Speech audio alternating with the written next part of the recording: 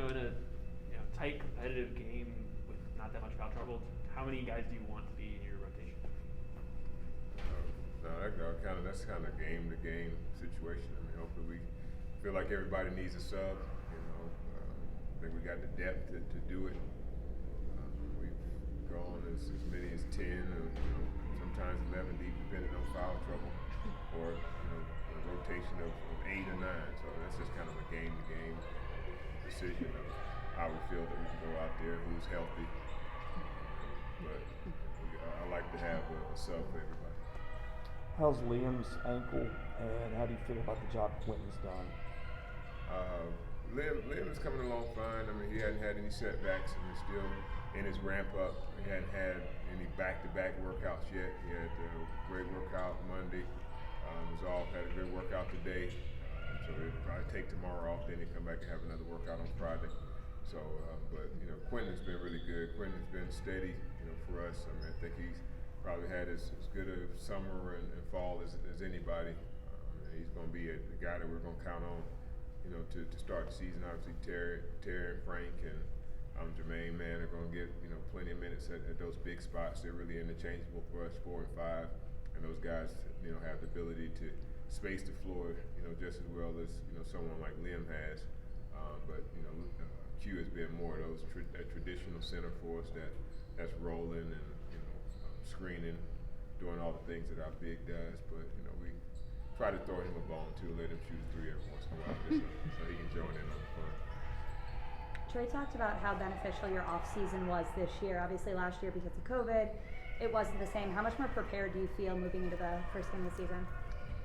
Yeah, it's been great to have a full off season. I think all of our guys needed that. The first off season was a lot of trial and error, trying to figure some things out. Then we felt like we knew some things that we wanted to try to get accomplished, and then we didn't have a summer, and now we did have one. So I thought our guys grew from that. We got to know our personnel again. The onboarding of our younger guys was done by our older guys, which was fun to watch. And now it's just about trying to keep everybody healthy. Had a little bit of a setback from the scrimmage. Rodney had sprained his knee, and so he had to actually have a surgery, to clean up a little bit of a meniscus tear. But we're looking to have him back in 4 to 6 weeks. So it's just how fickle this thing is. We felt like we're feeling really great about where we were, had a real veteran team, and we still feel good. But now it's forces, Tyron Lawrence, who's working his way back. Maybe he needs to get up to speed a little bit sooner than he would have to otherwise if Rodney was in there. But I think ultimately it's going to be good for us. It's going to give Shane the zonies and Peyton Daniels, probably a few more reps than they would get otherwise. But I think in the long run, it's going to be really good for us. Do you expect Liam to miss the first game, the opener? Yeah. We're thinking long term with Liam. I mean, I don't know when he's going to play. So I appreciate. I'll tell you when he'll play. So you don't have to ask me every time we come here every week when is Liam play. I promise you. As soon as he's available to play, I'll be the first to tell you. We might even have a blast or released about it. But every week I don't want to come here and have conversations about when we're working him back. As soon as he's comfortable and we feel like he's ready to play, believe me, he'll be out there. How do you feel about your true freshmen and how they're progressing to being ready to play against this level? Well, yeah, I mean, again, I don't think it's so imperative for them to have to play right away, but we do feel good about the things that they're doing on the court. You got a chance to see a little bit of it out there today with Terry and Frank and who else? Shane, had some really good plays. I think Peyton, he's still maturing and growing. He's gonna have some ups and downs, but he has some abilities to do some things and add a variable that we just don't have. The guy that can come off the screens, get the ball off really quickly, a lot like Trey, but with a little more size and a little more athleticism.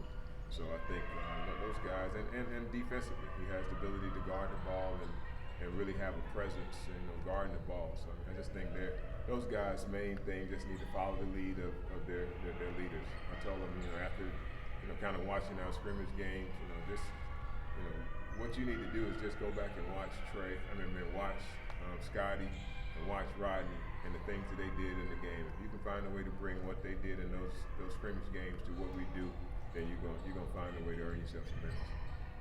You mentioned Quentin. I think you allow him to take a three every now and then. It seemed like just about everybody's got the green light in your offense. Is that fair to say? Yeah, I mean, I think there was a couple of shots out there today where I thought Jermaine turned down. So we want him to be more aggressive, when he get his open looks. And it's just like, comfortable. I mean, I know he can make those shots, but again, it's just them being comfortable in doing so. So we're not going to have a heavy dose of Quentin taking threes, but I mean, I just think it's we get in a good situation where we feel good. We got a good one in hand. I might draw something up for him to knock it down. He works on it. He's out there. We're shooting with Scotty and Taryn right now. Working on those games. So I think that's something. By the time before he's done here, he'll be a guy that with the right shot, the right open shot, feel comfortable that he can step in. He's grown leaps and bounds from the time that he stepped on this campus to where he is now as a basketball player, and I think he's going to continue to do so. You've got more depth, but you've also got some versatility with Taryn and Jermaine. In particular, they can guard the post. They can do some different things. How much does just the depth and the versatility help you this year? Yeah, I mean, again, it's just getting to it. Again, we just lost some depth and some versatility for probably 4 to 6 weeks. That a big piece that we were counting on. And but again, you just look at it as a positive. Obviously, it's a little setback, but I think it's a setback to help our group. But we do have some different lineups that we could throw out there. We could be really big. We can go small with Miles at the 5, and that's a tough cover for 5, and to have a guy that can space the floor the way he does and still have the ability to guard and rebound the ball from that position from our standpoint. But Jordan playing some point guard and doing different things there. We got some versatility, but it's just about us continuing to work on combinations. I really like the versatility defensively, being able to, even though we want to be in coverages, sometimes when you can switch, it makes things a little bit easier.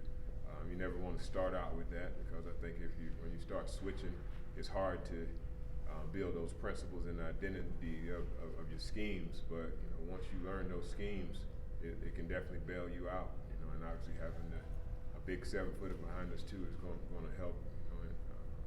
Really give us an extra layer of protection on the defensive end as well.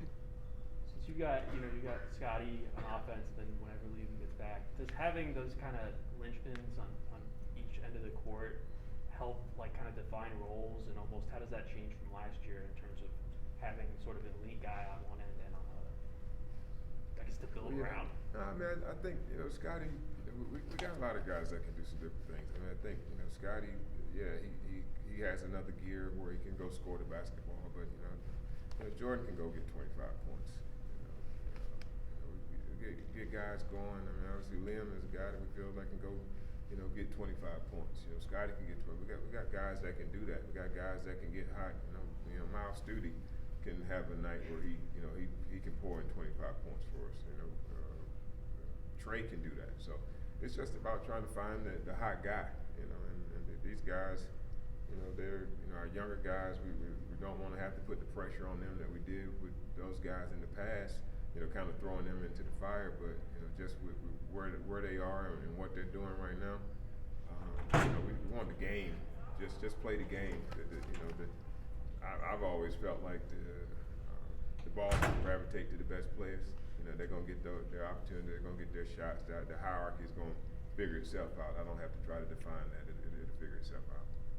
How are your returning players defensively compared to where you left off with those guys a year ago? They're better. We're better. Just from seeing things and how we want to guard. We've tweaked some things. To our defense. Just trying to make opposing offenses see more bodies than maybe they have in the past.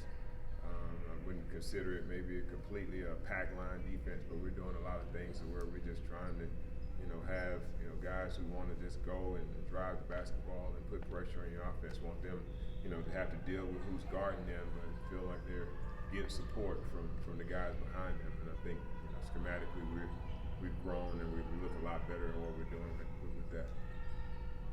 One thing we noticed in the defensive end today was just like sending a lot of traps at Scotty. Is that something like to prepare him, or is that more like a defensive strategy you're probably looking to use this year?